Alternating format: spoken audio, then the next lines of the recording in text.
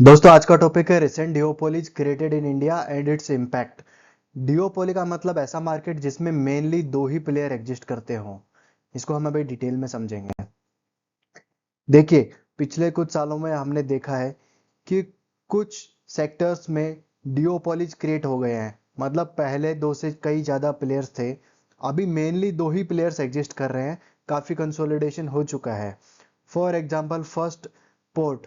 Port में हम airport का लेते हैं। एयरपोर्ट के प्राइवेटाइजेशन के बाद में मेनली दो ही प्लेयर हैं, Adani and GMR.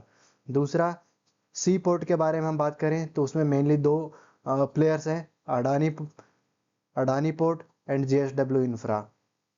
Second sector हम लेते हैं सीमेंट सेक्टर। सीमेंट सेक्टर में पहले बहुत सारे प्लेयर्स थे, अभी मेनली दो ही प्लेयर हैं, अडानी का अंबुजा एंड बिरला का अल्ट्राटेक। अब हम अडानी के एक्विजिशंस की बात कर लेते हैं। अडानी सीमेंट सेक्टर में उसका कोई प्रोडक्शन नहीं था, उसने जस्ट कंपनियां एक्वायर कर करके वो टॉप 2 प्लेयर बन गया है सीमेंट इंडस्ट्री में। तो उसके acquisition includes Ambuja cement, ACC cement, Orient cement, सांगी सीमेंट, पेना सीमेंट एटसेट्रा। तो उसको कंपटीशन के देने के लिए अल्ट्राटेक ने भी काफ़ी एक्विजिशंस किए, जैसे India cement, Keshoram industries, star cement, Burnpur cement. तीसरा सेक्टर हम यहाँ कवर कर रहे हैं एविएशन सेक्टर, जिसमें कि बहुत सारे प्लेयर थे। यहाँ पे मैं आपको मेजर 2 प्लेयर का डिटेल बता रहा हूँ और बाकी अदर प्लेयर जो आइदर वाइप आउट हो गए, मर्ज हो गए, या फिर छोटे मोटे ऑपरेशन में अभी भी चल रहे हैं। ठीक है, तो एविएशन में मेनली दो बड़े नाम है अभी, इंडिगो एंड एयर इंडिया जो टाटा ने ले लिया था। अदर प्लेयर्स, जेट एयरवेज खत्म हो चुका है, Go Air, spice jet minuscule operation है, विस्तारा एयर एशिया का एयर इंडिया में मर्जर हो गया है। Fourth sector, telecom. Telecom sector में सबको पता है दो ही बड़े प्लेयर हैं, जियो एंड एयरटेल। हाल दो अदर प्लेयर भी है, एक जैसे वोडा आइडिया बट उसका सब्सक्रिप्शन बेस धीरे धीरे कमी होता जा रहा है, काफी लॉसेस में है। BSNL, MTNL. अब जो पुराने प्लेयर्स थे वो है Tata Docomo, Aircel, Reliance communication, Telenor, Videocon, ये सब बंद हो चुके हैं। नेक्स्ट सेक्टर हम लेते हैं मल्टी स्क्रीन। मल्टी स्क्रीन में एक पहले दो बड़े प्लेयर्स थे जो कि आपस में कंपटीशन रखते थे, जैसे आइनॉक्स एंड पीवीआर। बट अभी आइनॉक्स और पीवीआर का मर्ज हो चुका है, इसलिए लिस्टेड सेक्टर में मुझे लगता है कि अभी सिर्फ एक ही बड़ा प्लेयर है जो कि आइनॉक्स पीवीआर के नाम से कहलाया जा रहा है। सिक्स सेक्टर है फूड डिलीवरी। फूड डिलीवरी में अभी मेनली दो ही प्लेयर है, स्विगी एंड जोमेटो। ये सेक्टर जब हॉट सेक्टर शुरू में बना था तब बहुत सारे प्लेयर इसमें आए थे, जैसे उबर ईट्स, ओला फूड्स, फूड पांडा, अमेजोन, डुंजो, ये सब फूड डिलीवरी बिजनेस में आए थे। लेकिन सबके सब बंद हो गए, अभी मेनली दो ही प्लेयर है, Swiggy and Zomato. Digital payments. Digital payment में फोन पे एंड गूगल पे के पास मोर देन 80% वॉल्यूम है आज की डेट में।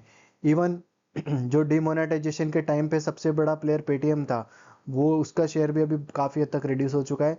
तो अदर प्लेयर है पेटीएम, मोबीक्विक, पेकार्डो, अमेजोन पे, क्रेड, बट इनका शेयर बहुत कम है।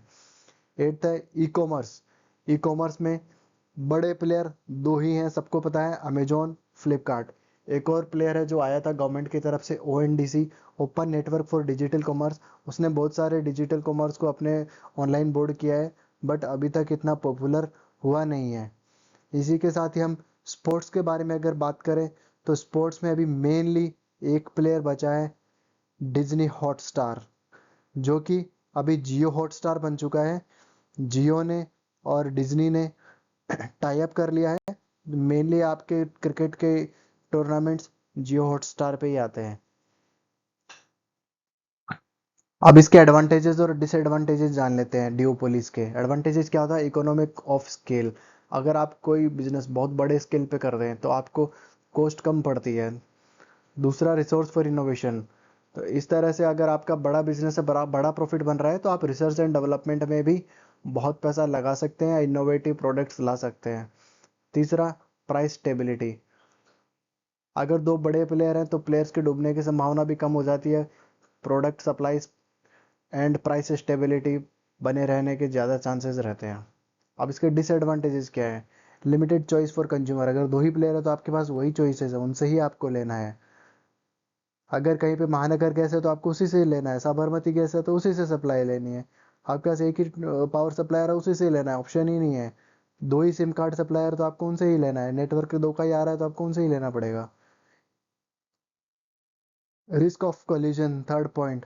रिस्क ऑफ कोलिजन मतलब अगर दोनों प्लेयर, मान लीजिए एयरटेल एंड जियो मिलके दोनों प्राइस हाइक करते रहते हैं, तो दिस इज कोलिजन, अल्टीमेटली इसमें कंज्यूमर को लॉस होगा। Fourth, market power abuse. ये market power abuse risk of collusion से कैसे डिफरेंस है? इसमें अब्यूज, जो बिजनेस ग्रुप्स है वो अपने सप्लायर की तरफ से अनड्यू एडवांटेज ले सकते हैं, क्योंकि उनको पता है कि हम तो दो ही प्लेयर हैं, इनको सप्लाई करना ही पड़ेगा। दूसरा, वो अपने वेजेस, जो एम्प्लॉयज़ हैं उनका वेजेस रेस्ट्रिक्ट रख सकते हैं कि भाई आपको एम्प्लॉयमेंट चाहिए तो देख लो हम ही हैं। अब हम पूरे वर्ल्ड के कुछ एग्जांपल्स ले लेते हैं जहाँ पे डिओपोलीज है, मेनली ये यूएसए के हैं। जैसे कमर्शियल एयरक्राफ्ट में दो ही हैं, बोइंग और एयरबस, जो कि पूरे वर्ल्ड के लिए एरोप्लेन्स बनाते हैं। दूसरा, पेमेंट नेटवर्क्स, हमारे पास mainly Visa and Mastercard ही है, जो कि पूरे ग्लोबल में छाए हुए हैं। इंडिया में अभी रुपए भी आ गया है, जो कि बहुत अच्छा है। तीसरा, सॉफ्ट ड्रिंक, उसमें पेप्सी एंड कोका कोला ही है। मोबाइल ऑपरेटिंग सिस्टम, उसमें मेनली एप्पल का आईओएस और गूगल का एंड्रॉयड है। ठीक है। तो और भी मुझे लगता है कि जैसे डायरेक्ट टू होम है, डायरेक्ट टू होम में एयरटेल जियो ज़्यादा चल रहा है। ठीक है, और भी हो सकते हैं कुछ सेक्टर्स। अगर आपको भी कुछ सेक्टर्स पता है तो प्लीज़ कमेंट सेक्शन में ज़रूर डालिए। Thank you very much.